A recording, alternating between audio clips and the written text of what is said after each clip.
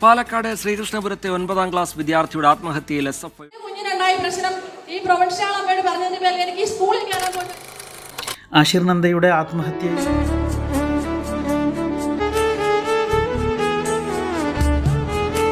പ്രിയമുള്ളവരെ, തെരുവിലേക്ക് സ്വാഗതം. ശ്രീകൃഷ്ണപുരം സെൻറ് ഡൊമിനിക് കോൺവെൻറ്റ് സ്കൂളിലെ ആഷിർ നന്ദയുടെ ആത്മഹത്യയുമായി ബന്ധപ്പെട്ടാണ് സംസാരിക്കുന്നത്.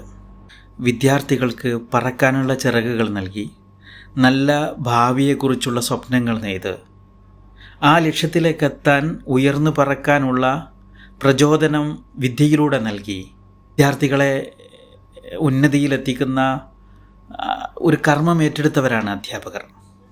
എന്നാൽ ആഷിർ നന്ദയുടെ ആത്മഹത്യയുമായി ചർച്ച ചെയ്യപ്പെടുന്ന വിഷയങ്ങൾ വായിക്കുമ്പോൾ വിദ്യാർത്ഥിനിയുടെ ചിറകൊടിച്ച് ആത്മഹത്യയിലേക്ക് തള്ളിവിടുന്ന ഏറ്റവും വേദനാജനകമായിട്ടുള്ള ഒരനുഭവം ഒരു വിദ്യാർത്ഥിക്ക് അധ്യാപകരിൽ നിന്ന് അനുഭവിക്കേണ്ടി വരുന്നു എന്നുള്ളതാണ് അറിയാൻ കഴിയുന്നത്. ആഷിർ നന്ദയുടെ ആത്മഹത്യയുമായി ബന്ധപ്പെട്ട് സ്കൂളിൽ നടന്ന രക്ഷിതാക്കളുടെ യോഗത്തിൽ അധ്യാപകർ വിദ്യാർത്ഥികൾക്കെതിരെ നടത്തിക്കൊണ്ടിരിക്കുന്ന ദുരനുഭവങ്ങളുടെ കഥകൾ അവിടെ വിവരിക്കുന്നുണ്ട്. വിദ്യാർത്ഥികളെ ഉപദേശിച്ചു വിടേണ്ട തെറ്റുകൾ ചെയ്യുമ്പോൾ കായികമായി നേരിടുകയും മാനസികമായി തളർത്തുകയും ചെയ്യുന്ന പ്രവർത്തനങ്ങളാണ് അധ്യാപകരിൽ നിന്നും വിദ്യാർത്ഥികൾ അനുഭവിക്കുന്നത്. സ്കൂളിൽ വരുമ്പോൾ ഒരു ടെക്സ്റ്റ് ബുക്ക് എടുക്കാൻ മറന്നുപോയ ഒരു കുട്ടിയുടെ മുഖത്ത് അടിച്ചുകൊണ്ടാണ് അധ്യാപകൻ ശിക്ഷ നടപ്പിലാക്കിയത്. അതിൻ്റെ പേരിൽ ആ കുട്ടി 12 ദിവസത്തോളം ട്രോമയിലായി സ്കൂളിൽ പോകാൻ കഴിയാതെ നിൽക്കേണ്ടി വന്നു. ഈ കഥ പറയുന്നത്, ഈ അനുഭവം പറയുന്നത് ഒരു രക്ഷിതാവാണ്, കുട്ടിയുടെ രക്ഷിതാവാണ്. ഈ സമയത്ത് എനിക്ക് ഓർമ്മ വന്നൊരു കഥയുണ്ട്.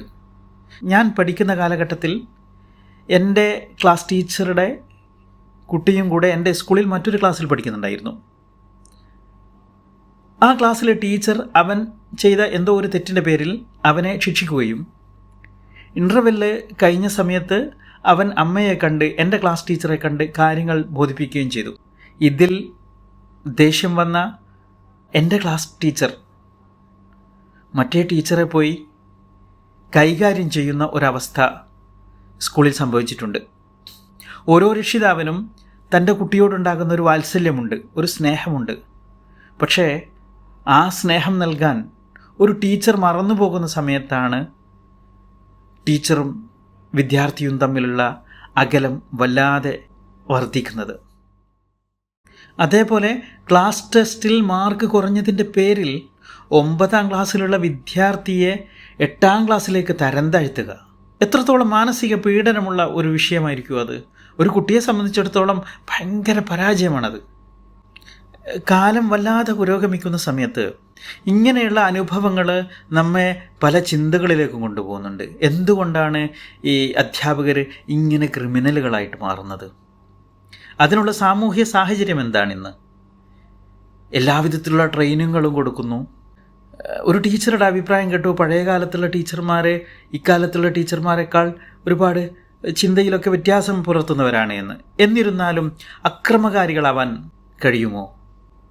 ഈ വിഷയത്തോടെ പ്രതികരിക്കുന്ന സമയത്ത് ഞാൻ സൂക്ഷിച്ചു വെച്ച ഒരു വീഡിയോ ഞാൻ നിങ്ങൾക്ക് കാണിച്ചു തരാം.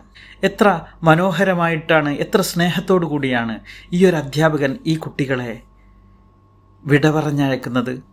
കണ്ണിൽ നിന്ന് വെള്ളം വരികയും മാറോട് അധ്യാപകനെ ചേർക്കുകയും വീട്ടിലേക്ക് പിരിഞ്ഞു പോകുന്ന തൻ്റെ അച്ഛൻ്റെ അമ്മയുടെ അരികിലേക്കാണ് പിരിഞ്ഞു പോകുന്നതെങ്കിലും അധ്യാപകൻ എത്രത്തോളം മിത്രമാണെന്ന് കാണിക്കുന്ന, വല്ലാത്ത ഒരു ഫീലിംഗ് നൽകുന്ന, സ്നേഹത്തിൻ്റെ വല്ലാത്തൊരു തുടിപ്പുള്ള ഒരു കാഴ്ച. ഈ കുട്ടികൾ ഭാഗ്യവാന്മാരാണ്.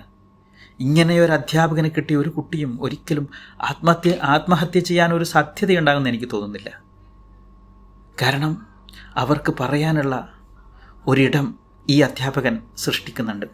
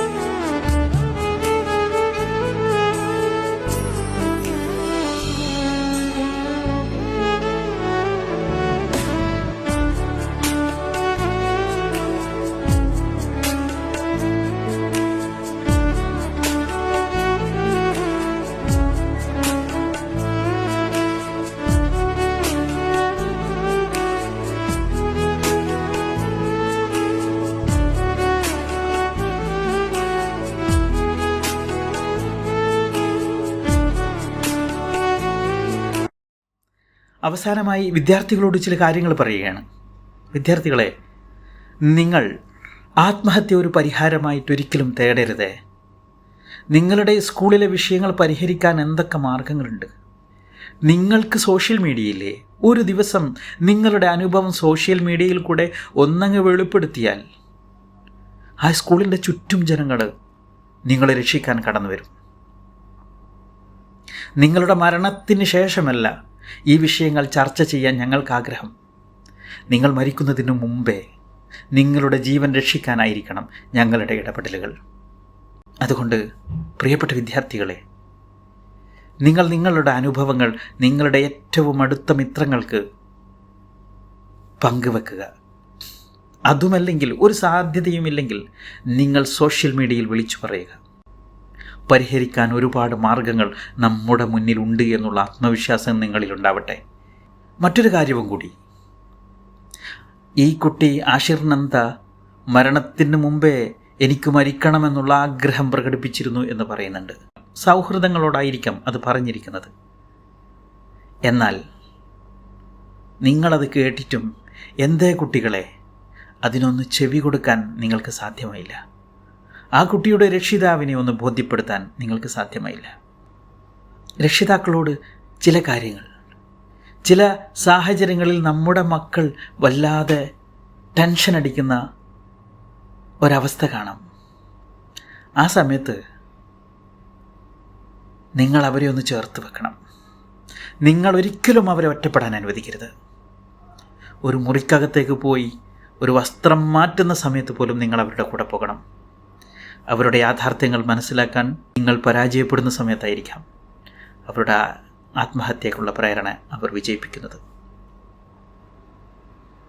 പഠിക്കാൻ തന്നെയാണ് അധ്യാപകർ നമ്മളോട് കാര്യങ്ങൾ വിശദീകരിക്കുന്നത്.